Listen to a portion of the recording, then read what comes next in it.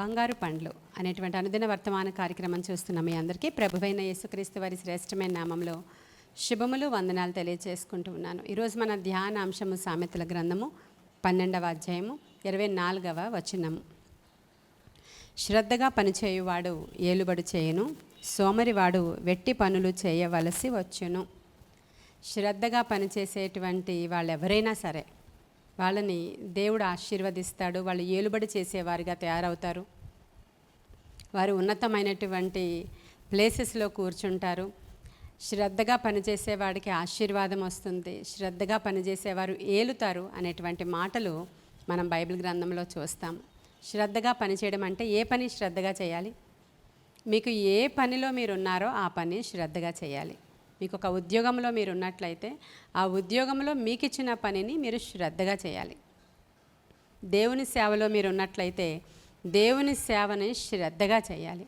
ఒకవేళ దేవుని మందిరంలో ఏదో ఒక ఊడ్చే పని, లేదంటే కార్పెట్లు వేసే పని, మ్యూజికల్ ఇన్స్ట్రుమెంట్స్ ప్లే చేసే పని, లేదంటే కెమెరా ఆపరేట్ చేసే పని, ఎవరు ఏ పనిలో ఉన్నారో మీకు ఏ పని ఇవ్వబడిందో, లేదంటే మీరు ఏ పని తీసుకున్నారో, లేదంటే పెద్దల ద్వారా మీకు ఏదైనా పని నిర్ణయింపబడిందో ఆ పనిలో మీరు శ్రద్ధగా ఉంటే మీరే ఏలుబడి చేయువారిగా దేవుడు చేస్తాను అనే వాగ్దానం అండిది. సోమరితనంతో ఉన్నవాళ్ళు దరిద్రులు అవుతారని చాలాసార్లు సామెతల గ్రంథంలో రాయబడి ఉంది. మరి మీరు మీకు ఇచ్చినటువంటి పనిలో శ్రద్ధగా పనిచేస్తున్నారా? ఒకవేళ నీవు హౌస్ వైఫ్ అయితే నీకు ఇచ్చినటువంటి పనిలో నీ ఇంటిని చక్కబెట్టడంలో, మీ పిల్లలను చూసుకోవడంలో, నీవు వంట చేయడంలో, ఇవన్నీ చక్కబెట్టుకుని దేవుని సన్నిధికి వెళ్ళడంలో, ఇంటి వారిని కనిపెట్టుకుని ఉండుటలో నీవు శ్రద్ధగా ఉంటే తప్పేమీ లేదు. చాలామంది ఇలా అనుకుంటారు, నాకు దీనికోసమే నేను ఉన్నానా, నేనే పని చేయాలా, నేనే చూడాలా అనుకుంటూ ఉంటారు. లేదు, అది నీ పని. నీవు తల్లివైతే, నీవు ఒక భార్యవైతే, నీకు ఒక బాధ్యత ఉంటే ఆ బాధ్యతను నువ్వు సక్రమంగా నిర్వర్తించి చూడు. దేవుడు ఎంత గొప్ప తల్లిగా నిన్ను నిలవబెడతారో. సామెతల గ్రంథంలో ఉన్నట్లుగా గుణవతి అయిన భార్యగా నిన్ను ఏ విధంగా చేసి ఆయన ఆశీర్వదిస్తారో ఖచ్చితంగా నీవు చూస్తావు. చాలామందికి ఈ రోజుల్లో బద్ధకం. ఇంటిని చక్కబెట్టుకోవడం అంటే ఇష్టం ఉండదు, ఇల్లుని సిద్ధం చేసుకోవడం అంటే ఇష్టం ఉండదు, వంట చేయడం అంటే అస్సలు ఇష్టం ఉండదు. ఈ రోజుల్లో ఫాస్ట్ ఫుడ్స్ అన్నీ బయట వచ్చేసిన తర్వాత 24 గంటలు ఆర్డర్ బయటికి ఆర్డర్స్ చేసుకోవడం, తినడం. ఎందుకంటే వంట చేయుటలో, ఇంటిని చక్కబెట్టుకోవడంలో శ్రద్ధ లేదు. దానికి ఒక చిన్న మాట చెప్తారు, నీరసంగా ఉంది, చేయలేకపోతూ ఉన్నాం, అస్తమాను ఎవరు చేస్తారు అని. మరి ఇది వరకు దినాలలో అమ్మవాళ్ళు ఎలా చేసేవాళ్ళు? నిజంగా ఎంత శ్రద్ధగా వాళ్ళు ఇంటి పని చేసుకున్నారు కాబట్టే వారి పిల్లలు అంత శ్రద్ధగా ఎదిగారు, అంత మంచి స్థానాలలో వాళ్ళు ఉన్నారని మనం అర్థం చేసుకోవాలండి. మనం ఎలా ప్రవర్తిస్తున్నామో మన పిల్లలు కూడా అలాగే ప్రవర్తిస్తారు. దేవుడు ఎప్పుడు కూడా ఎవరిని ఖాళీగా ఉన్న వాళ్ళని, బద్ధకంగా ఉన్న వాళ్ళని, చాలా ఆరాంగా రిలాక్స్గా కూర్చున్న వాళ్ళని పిలిచినట్లుగా లేఖనంలో లేదు. వాళ్ళ పనులు చేసుకుంటున్న వాళ్ళనే పిలుస్తాడు ఆయన. ఆ ఫిషర్మెన్స్ దగ్గరికి వెళ్ళినప్పుడు జాలర్లు ఆ వలలు కడుక్కుంటూ ఉంటారు, ఆ బోట్స్ దగ్గర సిద్ధం చేసుకుంటూ ఉంటే వారిని పిలుస్తాడు దేవుడు.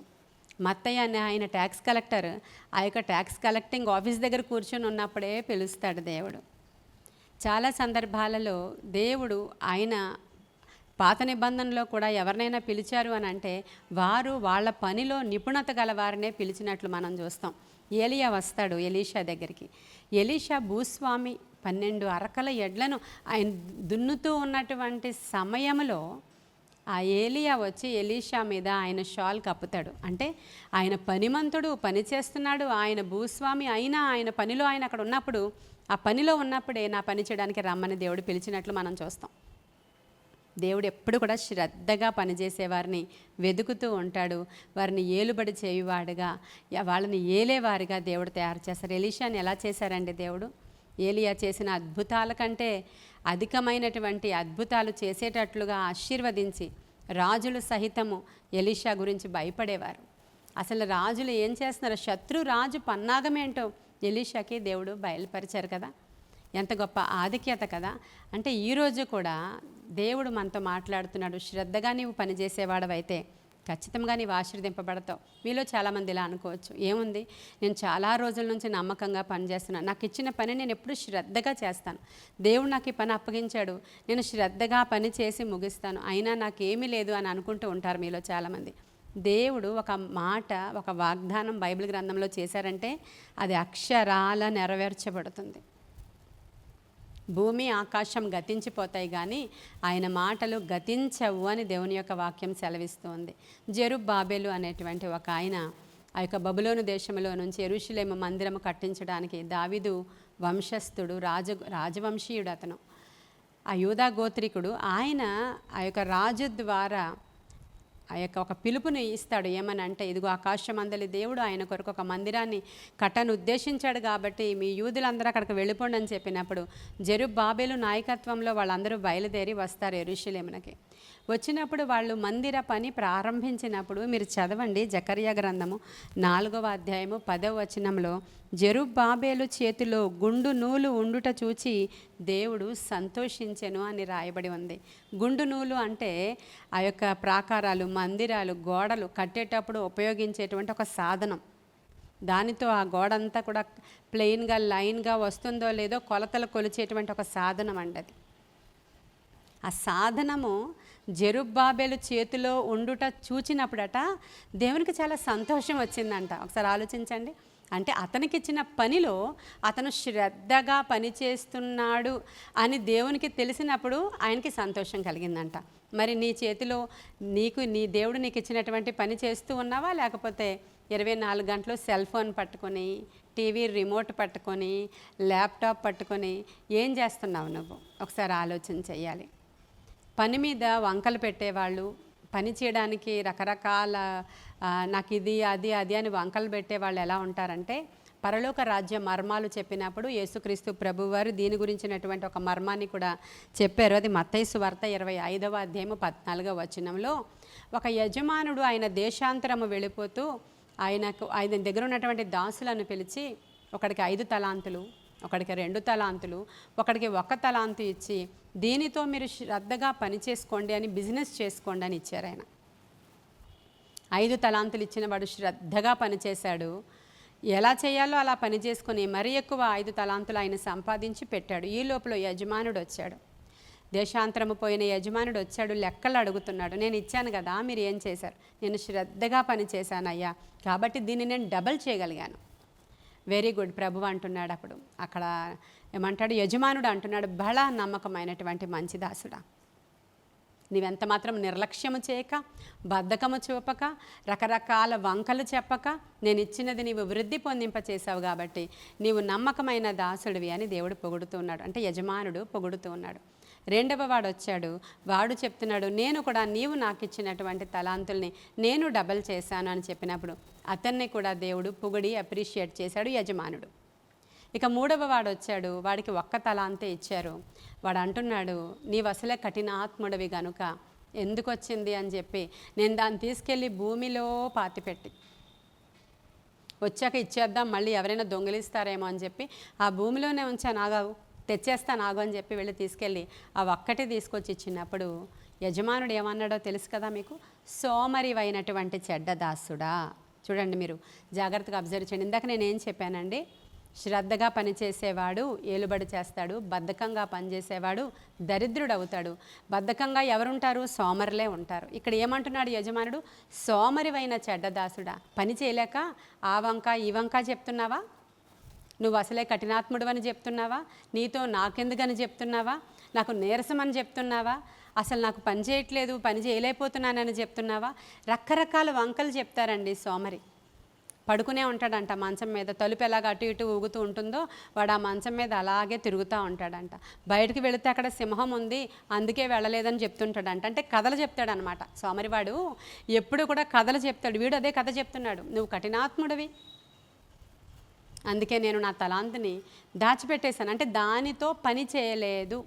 ఈరోజు అలా దేవుడు నీకు ఇచ్చినటువంటి పనిలో ఒకవేళ నీవు నిర్లక్ష్యముగా ఉండి, ఇది దేవుడిచ్చిన పని కాదేమో, నాకు అసలు ఈ లైఫ్ ఉండాల్సింది కాదేమో, నేను ఈ పనిలో ఉండాల్సింది కాదేమో, నేను ఇంకా ఉన్నతమైన స్థితిలో ఉండాలి, నేనేంటి ఇలా ఇంట్లో ఇలా ఉండిపోయాను, ఈ ఆఫీస్లో ఇలా ఉండిపోయాను, నా చదువుకి తగిన, నా క్వాలిఫికేషన్కి తగిన చదువు కాదు ఇది, ఇలా ఉండిపోయాను, నేను అది చదువుదాం అనుకున్నాను ఇలా ఉండిపోయాను, అయ్యో ఇలాంటి సంబంధం నేను చేసుకున్నానేంటి, ఇలాంటివన్నీ కూడా మీరు అనుకుంటూ ఉంటారు చాలా సందర్భాలలో. కానీ ఏ పరిస్థితుల్లో ఉన్నావో, దేవుడు నీకు ఏ పని ఇచ్చాడో ఆ పనిలో నీవు శ్రద్ధగా ఉన్నట్లయితే నీకు దేవుడు ఏలుబడి చేసే అంత కెపాసిటీ ఇస్తాను అంటున్నాడు ఈరోజు. నమ్ముతారా? మీరున్నటువంటి పనిలో ఒకవేళ మీరు ఆయాసంగాను, చాలా ఏదో శోధనగాను, లేదంటే ఒక నిస్సారంగాను, విసిగిపోయినటువంటి తత్వంతో మీరుంటే ఈరోజు లేచి నీకు దేవుడు ఏమిచ్చారో అది చేయడం మొదలు పెట్టండి. చీపురు ఇచ్చారా దేవుడు నీకు? ఆ చీపురే పట్టుకో. నీకు దేవుడు నీ చేతిలో పెన్ ఇచ్చారా? ఓకే, పెన్ పట్టుకో. దేవుడు నీకు ఏమిచ్చారో దాన్నే పట్టుకో. దేవుడు నీకు బైబిల్ ఇచ్చారా? దానిని పట్టుకొని ధ్యానం చేయి, చదువుకో, అధికంగా దాన్ని ధ్యానం చేయి. అధికంగా దేవుని వాక్యం ధ్యానం చేసిన వాళ్ళు నీటి యోరన నాటబడిన చెట్టులాగా ఫలిస్తారండి. ఆకు వాడక తన కాలమందు ఫలమిస్తారండి. నీవు ఒకవేళ సేవలో ఉండుంటే అధికంగా వాక్యం చదువు, అధికంగా ప్రార్థన చేయి, అధికంగా మొర్రపెట్టు దేవునికి, అధికంగా వాక్యం ప్రకటించు, అధికంగా దేవునితో సహవాసం చేయి. దేవుడు ఉన్నతమైనటువంటి శిఖరాల మీద నిన్ను అధిరోహింపచేస్తారు.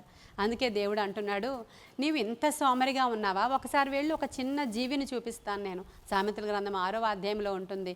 చూడు, సోమరి ఆ చీమల యొద్దకి వెళ్ళు.